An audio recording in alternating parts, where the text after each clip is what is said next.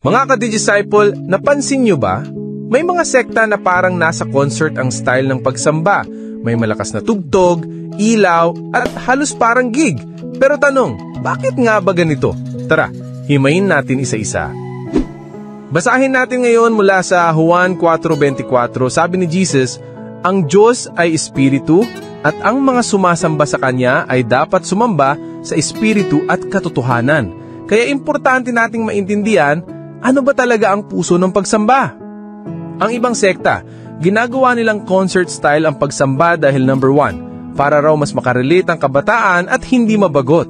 Number 2, para magkaroon ng emotional experience kapag naiyak o na-hype, feeling nila mas ramdam ang Diyos. Number 3, strategy rin ito para mas mahikayat ang mga tao kasi masaya, lively at parang party. Number 4, nakikita nila ang worship bilang celebration of joy. Kaya may tugtugan, sayawan, halos fiesta vibes. Pero mga kapatid, may panganib dito.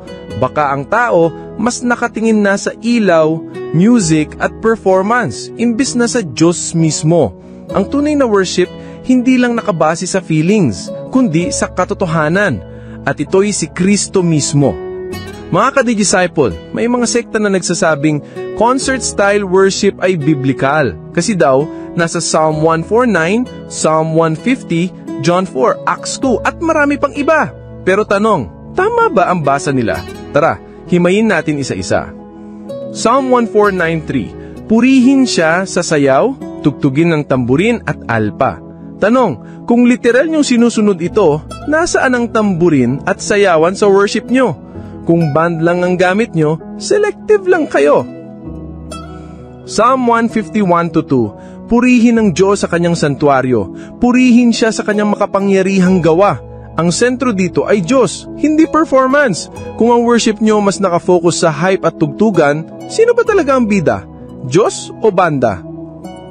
Psalm 153:4, purihin siya sa trumpeta, salteryo, alpa, tamburin, sayawan, kwerdas at plauta. Kung literal kayong sumusunod, asan ng trumpeta, tamburin, plauta at sayawan sa worship niyo? Kung rock band lang, pumipili lang kayo ng gusto nyong gamitin. Psalm 155, purihin siya sa malalakas na pompyang at tugtugin. Kung ito ang basihan, dapat may pompyang din kayo sa worship niyo. Pero wala naman. Kaya malinaw, hindi ito manual ng concert-style worship. Ito ay poetic invitation na lahat ng bagay gamitin para purihin ng Diyos, hindi para gawing show ang worship. John 4:23-24. Darating ang panahon at ang tunay na sumasamba ay sasamba sa Ama sa Espiritu at katotohanan. Ang ibig sabihin, hindi nakatali ang worship sa lugar o style, kundi nakaugat sa Espiritu at katotohanan. At ang katotohanan ay si Kristo mismo. John 14:6. Hindi sinabing concert style ang tunay na worship. Ephesians 5:19, Colossians 3:16. Umawit kayo ng mga salmo, himno at mga espiritual na awit. Tama, mahalaga ang pag-awit sa pagsamba. Pero pansinin, awit para sa Diyos, hindi para sa audience. Hindi ito show, kundi prayerful singing. Acts 2:46-47. Ang mga alagad ay laging nagtitipon, nagbabahagi ng pagkain ng may kagalakan at nagpupuri sa Diyos. Oo, may saya at papuri. Pero saan sila nagtitipon? Sa breaking of the bread. Gawa 2:42. Malinaw na ang sentro ay Eucharistia, hindi banda o concert vibes. Mga ka-disciple, tandaan natin, Psalm 50 ay nasa Old Testament. Noon, ganito sumamba ang Israel. Pero sa New Testament, malinaw.